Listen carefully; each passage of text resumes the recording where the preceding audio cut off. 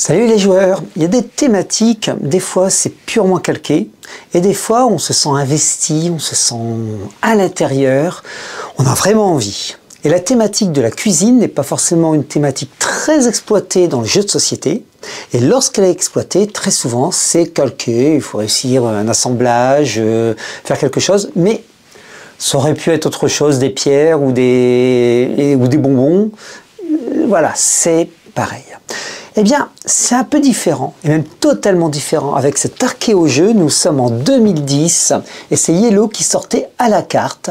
Un jeu plus que particulier, que j'aimerais vous faire découvrir.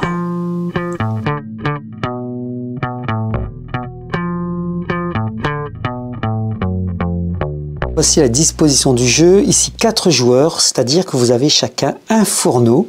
Sur ce fourneau, petit regard rapide, nous avons un degré de température allant de 0 à 7. Nous avons aussi une petite casserole, plutôt qualitative d'ailleurs au niveau du matériel. Nous avons chacun un petit... je dirais un petit carton sur lequel on a une toque. Ce sont vos recettes réussies qui seront stockées ici. Le but du jeu est d'obtenir un maximum de recettes réussies. Vous avez enfin, en dernier lieu, une crêpe Suzette qui obtient 5 points de victoire et vous allez pouvoir la réaliser donc avec une température de 1 à 6. Ça c'est pour le fourneau et puis quelques petites demandes. Regardons maintenant le pot commun. Le pot commun, ce sont des flacons d'épices. Des flacons d'épices, je prends par exemple le poivre. On y voit aussi des... Alors, je sais faire le zoom, voilà. On y voit aussi des épices couleur transparente qui correspondent au sel. Voilà, ça y est, la mise au point, c'est faite. Nous en avons d'autres. Hein. On va retrouver peut-être du safran, voilà. Et... nous avons en dernier lieu, parce qu'il faut savoir prendre sa petite pause café, eh bien nous avons aussi des tasses à café avec au verso, nous ne les voyons pas, des indications. Alors on va revoir tout ça ensemble.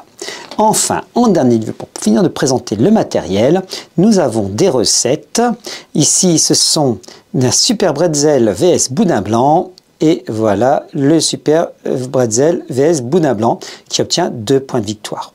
Pour obtenir nos recettes, il nous faudra du poivre et l'épice rouge, j'ai déjà oublié son nom.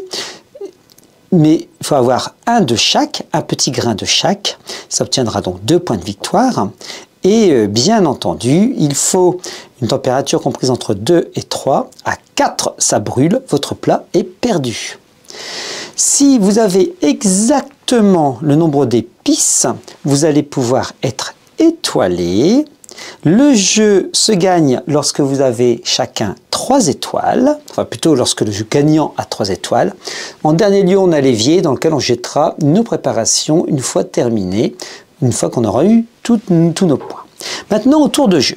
Au tour de jeu, ça c'est simple. Vous avez le choix entre 3 actions parmi 2 possibilités. Soit faire chauffer votre fourneau, soit épicer la recette. Donc rajouter la recette avec donc des épices. Tous les joueurs, donc pour cela, lorsque vous décidez de faire chauffer le fourneau, vous avez un dé. Alors rapidement, c'est-à-dire ici que hop, tous les joueurs montent la température de leur fourneau d'un niveau. De 1 à 3, hop, avec le petit symbole 1 à 3, le joueur a le choix d'augmenter sa valeur de son fourneau donc de 1 à 3, ou alors là c'est obligatoirement le chiffre indiqué.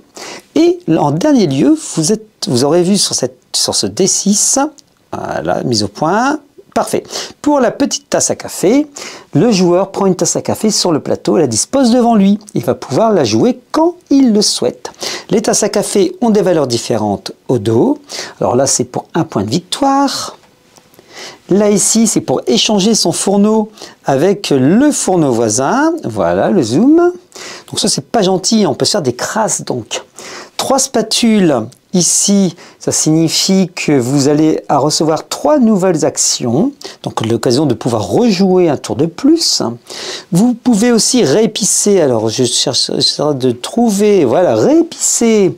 Donc le joueur actif peut épicer une fois la recette d'un autre joueur, pas cool. Et enfin, diminuer la température, c'est le seul moyen de pouvoir diminuer la température. J'essaie de trouver, le voilà, diminuer la température. Donc, pour réussir nos recettes, il faut que le fourneau soit à la bonne température et que le nombre requis d'épices est dans la casserole.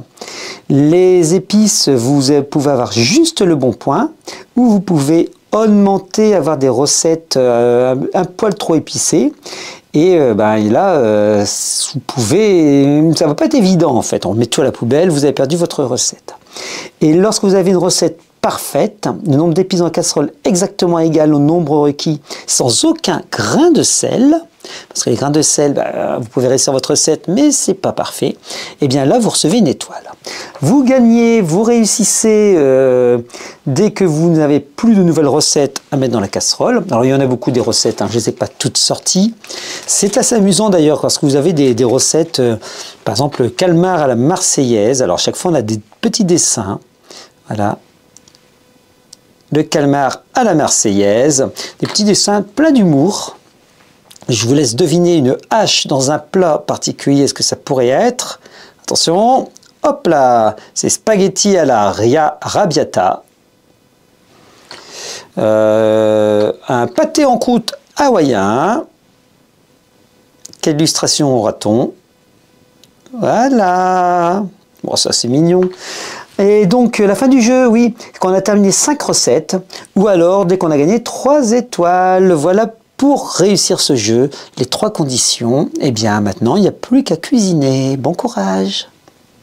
Bon, alors maintenant, que penser de à la carte? C'est un jeu qui va ravir les plus petits, les plus grands, bref, toute la famille.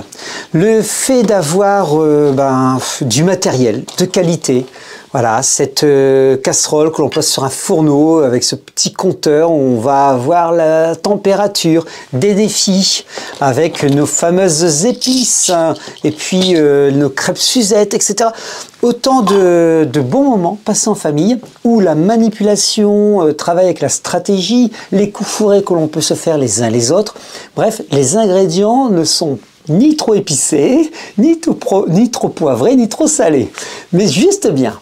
Le seul petit regret, quand même, ça tient à cette interprétation possible du petit coup donné lorsqu'on verse les épices. Voilà, il faut se mettre d'accord sur le geste, se mettre d'accord sur ce qu'on a le droit de faire, ce que l'on fait en début de partie, parce que sinon, c'est la part d'aléatoire, c'est la part de subjectif. La suggestion, la subjectivité donnée par ce petit geste, eh bien, elle peut être destructrice à table. C'est-à-dire, oui, mais toi tu l'as secoué, toi tu l'as pas secoué, toi tu l'as versé, toi tu l'as pas versé.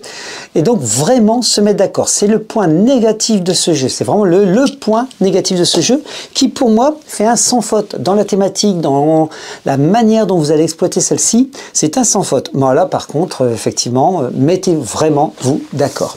Vous pouvez le trouver d'occasion, ce jeu, et je vous invite à le prendre d'occasion parce que, de toute façon, vous ne le trouverez pas neuf, mais en tout cas, de vous faire plaisir avec ces petites pépites. Je rappelle les nomenclatures, c'est de 2 à 4 joueurs, dès 8 ans, et oui, effectivement, dès 8 ans, c'est bien. Vous pouvez commencer un tout petit peu avant avec un petit enfant assez joueur. Les parties sont assez longues, et c'est peut-être pour ça, dès 8 ans, car nous avons des parties de 30 à 45 minutes. Voilà, vous savez tout sur à la carte, bien un jeu que je vous conseille, un archéo-jeu à découvrir. Allez, il est temps de se dire au revoir, salut les joueurs!